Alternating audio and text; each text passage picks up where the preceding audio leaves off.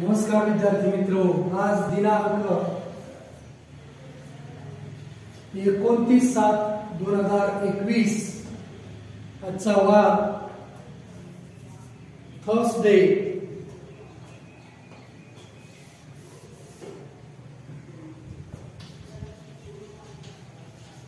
गुरुवार 9th standard science and technology paper first. त्यामध्ये आजचा जो पॉइंट आहे तो पॉइंट कोणता आहे पहा, equation describing the relation between displacement and velocity S and V by graphical method. Equation describing the relation between displacement and velocity bye graphical method। तर पहा, we have seen that from the graph we can determine the distance covered by the object in time t, distance covered by the object in time t from the area of the quadrangle DOEB is a trapezium, so we can use this formula for its area। हा जो formula ट्रॅपेझियमचा आहे, पहा इथं काय म्हटलंय, we can determine the distance covered by the object in a time T. ऑब्जेक्टने initial velocity u, final velocity v असताना t या कालावधीत या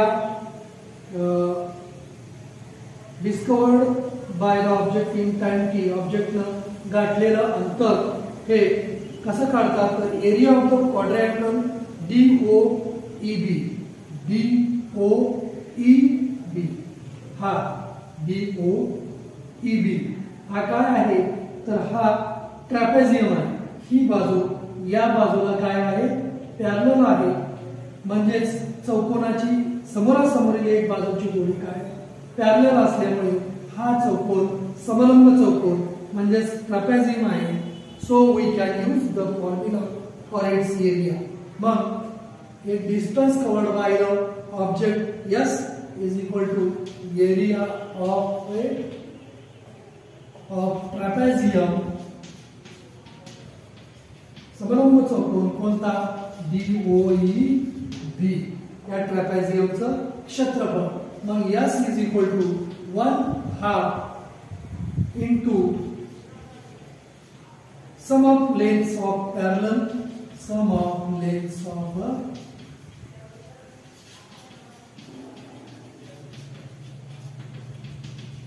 parallel sides into distance between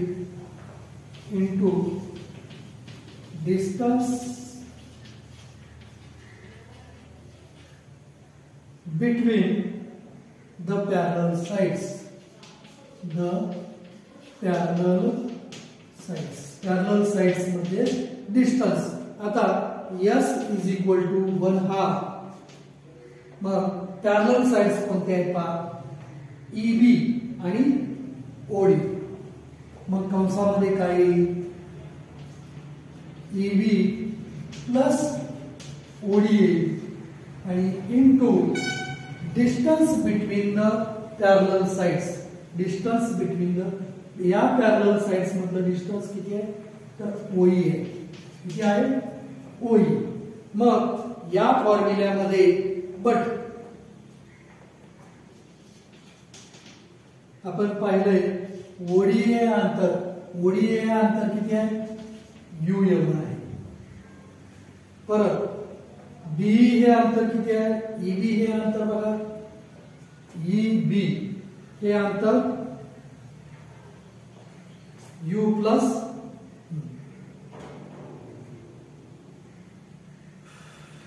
B हे अंतर V आहे। B हे अंतर किती आहे,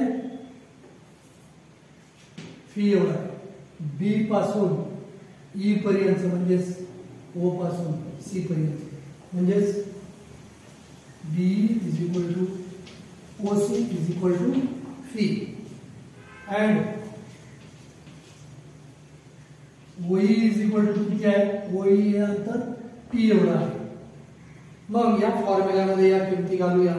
S is equal to 1/2 in a bracket BE म्हणजे EB हे किती आहे, फी प्लस OD म्हणजे U इंटू OE म्हणजे काय, ही आहे. मग S इज इक्वल टू आता बट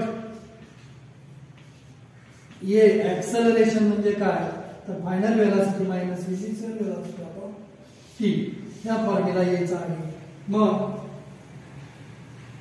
टी चा फॉर्म्युला काय येईल, यावर टी चा फॉर्म्युला आपण करूया.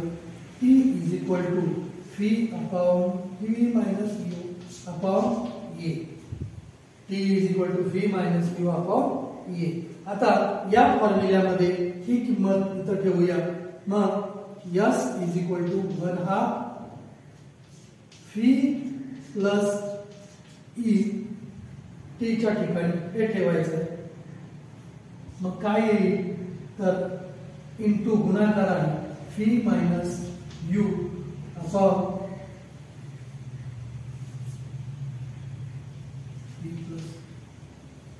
यू आहे, ई प्लस यू आणि दुसऱ्या कंसात fee minus U upon T आहे. मग पहा या ठिकाणी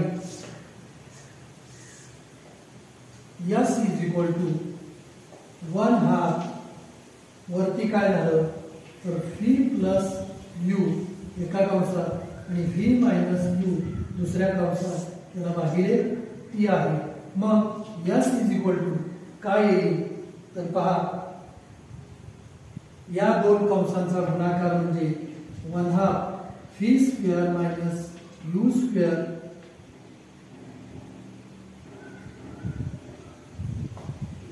इथं ये आहे, इथं पण भागिले ए आहे. मग इथं ये, मग काय होईल, S is equal to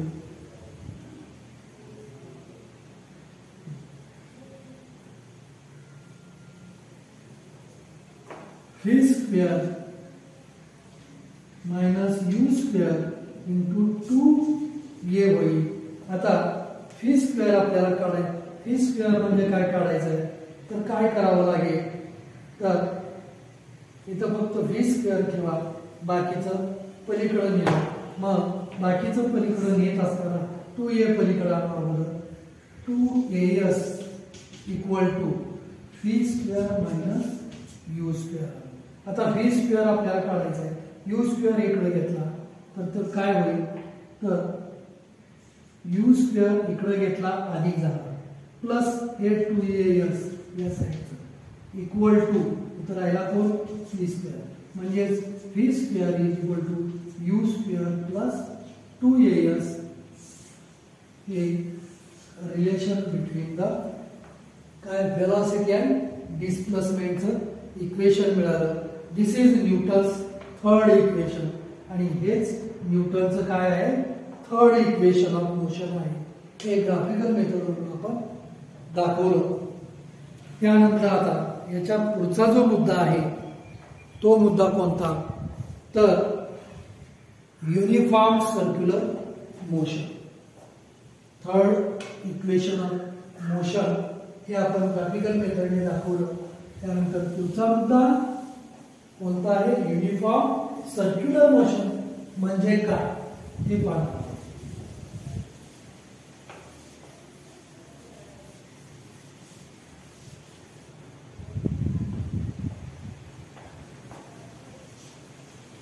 uniform circular motion. Uniform circular motion म्हणजे काय पहा, observe the tip of the second hand of a clock. What can you say about its velocity and speed. घड्याळाचा 2 नंबरचा काटा, उदाहरणार्थ सेकंड काटा बघा, त्याचा काट्याचा टिप बघा, बघा काय होतं. What can you say about its velocity and speed. The speed of the tip is constant. त्या घड्याळाच्या काट्याचा स्पीड हे काय आहे? कॉन्स्टंट आहे, स्थिर एवढंच आहे.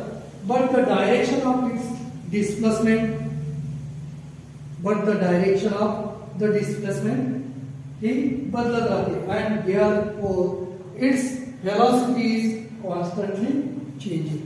घड्याळाचा काटा सतत हा दिशा बदलत फिरत असतो असा. मग दिशा बदलत फिरत असल्यामुळे ही याची व्हेलॉसिटी आहे, ही व्हेलॉसिटी काय होते? ते कॉन्स्टंटली चेंज होते दिशा बदलामुळे, स्पीड जरी सारखं असलं तरी. As the tip is going along a circular path, घड्याळाचा काटा हे सर्क्युलर पाथने फिरतो. Can you give more example? मग या स्पीडला काय म्हणतात? तर it's motion is called uniform circular motion. घड्याळाच्या सेकंड काट्याचे मोशन जे आहे ते युनिफॉर्म सर्क्युलर मोशन आहे. अजून एखादं उदाहरण तुम्ही देऊ शकता का? तर कॉन्स्टंट स्पीड असणारा फॅनचं पाथ हे युनिफॉर्म सर्क्युलर मोशन मध्ये असतं. मग पहा, try out and think about it. आता पुस्तकामध्ये पॉलिगॉन्स दिले, पहिल्यांदा चौरस दिला, पुन्हा पंचकोन दिलाय, पेंटागॉन दिलाय, पुन्हा षटकोन दिला.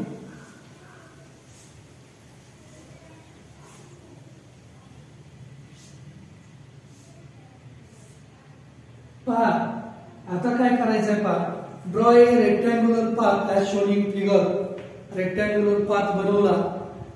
Place the tip of your pencil on the middle of any side. पेन्सिलचं टोक मी इथं ठेवलं आणि इथून हे आपण या पाथला ड्रॉ केलं.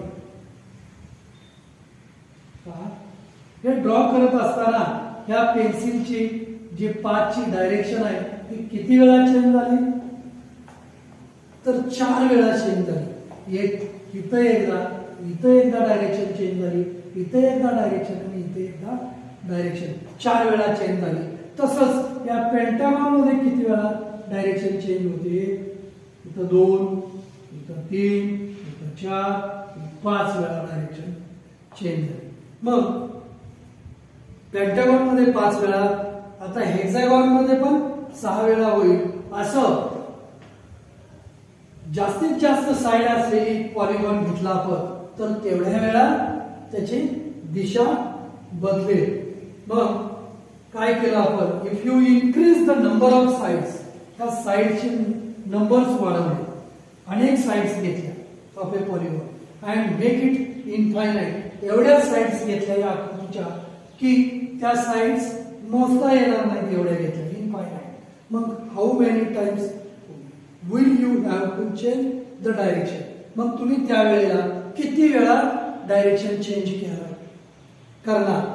तर त्यावेळेला तो पाथ करण्यासाठी इनफायनाइट वेळा डायरेक्शन चेंज करावी लागेल. मग what will be the shape of the path? आणि मग अशा वेळेला त्या इनफायनाइट एवढ्या जर साइड्स असतील तर किती वेळा डायरेक्शन चेंज करावं लागते? इनफायनाइट वेळा. मग what will be the shape of the path? मग शेवटी तो पाथ काय असेल? तर तो पाथ हा सर्क्युलर पाथ असेल. कारण शेवटी काय येईल? सर्क्युलर पाथ येईल आणि नेहमीच कॉन्स्टंटली डायरेक्शन चेंज होत राहील. This shows that as we increase the number of sides we have to keep changing direction more and more times, and when we increase the number of sides to infinity, the polygon becomes circle. आणि ह्या ज्या sides आहेत आपण infinity पर्यंत वाढवल्या तर आपल्याला शेवटी तो पाथ हा सर्क्युलर पाथ मिळेल, सर्कल मिळेल. when an object is moving with a constant speed, आणि या सर्क्युलर पाथवर कॉन्स्टंट स्पीडनी जर ऑब्जेक्ट फिरत असेल on a circular path, the change in velocity is only due to the change in direction. मग या पाथवर फिरत असताना चेंज इन व्हेलॉसिटी होते ती फक्त कशामुळे होते तर त्याच्या डायरेक्शन चेंजिंगमुळे. सतत डायरेक्शन या सर्क्युलर पाथवर चेंज होते राहते म्हणून चेंज इन व्हेलॉसिटी होतं. Hence it is accelerated motion. मग ह्या मोशनला ऍक्सेलरेटेड मोशन असं म्हणतात कारण व्हेलॉसिटीमध्ये ह्या डायरेक्शन चेंजमुळे सतत व्हेलॉसिटी चेंज होते जरी स्पीड कॉन्स्टंट असला तरी. मग when an object moves with constant speed on a circular path, the motion is called uniform circular motion. जर का एखादा ऑब्जेक्ट या कॉन्स्टंट स्पीडने या सर्क्युलर पाथवर फिरत असेल तर त्या मोशनला युनिफॉर्म सर्क्युलर मोशन असं म्हणतात. युनिफॉर्म सर्क्युलर मोशन असं म्हणतात. For example the motion of a stone in a sling और that of any point on a bicycle wheel when they are in uniform motion. गोफर आपण त्याच कॉन्स्टंट स्पीडने फिरवत असो तर त्या दगडाची मोशन किंवा सायकलच्या चाकाची मोशन कॉन्स्टंट स्पीड असेल त्यावेळी त्याला युनिफॉर्म सर्क्युलर मोशन असं म्हणतात. बघा if an object moving along a circular path of radius R, त्या सर्कलची रेडियस आर असेल आणि ऑब्जेक्ट हा काय होतो युनिफॉर्म सर्क्युलर मोशन मध्ये असेल तर if an object moving along a circular path of radius R takes time T to come back, या ठिकाणावर ऑब्जेक्ट निघाला आणि परत याच ठिकाणी पोहोचण्यासाठी टी एवढा कालावधी त्याला लागतो. आणि हे अंतर जे आहे ते चालून गेलेलं अंतर किती असतं तर या सर्कम्फरन्सच्या लांबी एवढं असतं म्हणजे ते अंतर 2πr आणि त्याच्यासाठी लागलेला कालावधी टी असतो. मग व्हेलॉसिटी काय येईल तर v is equal to displacement upon v. Speed काय येईल त्याचा तर स्पीड इज इक्वल टू त्याला कव्हर केलेला डिस्टन्स म्हणजे circumference of a circle upon time. मग सर्कम्फरन्स म्हणजे 2πr हा सर्कम्फरन्स असतो आणि टी या कालावधी म्हणून टी असतो. मग v is equal to 2πr upon T. ही काय येईल त्याची व्हेलॉसिटी येईल.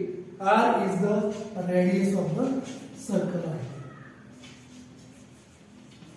अशा पद्धतीने आपल्याला त्याची व्हेलॉसिटी काढता येते. ठीक आहे. आज आपण युनिफॉर्म सर्क्युलर मोशन पण पाहिला, हा मुद्दा पाहिला.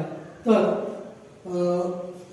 आपण होमवर्कसाठी uniform what is mean by uniform circular motion ही नोट्स तुम्ही तुमच्या नोटबुकमध्ये त्याचा फोटो व्हॉट्सअप ग्रुपवर पाठवायचा आहे. धन्यवाद. आज आपण इथेच थांबूया.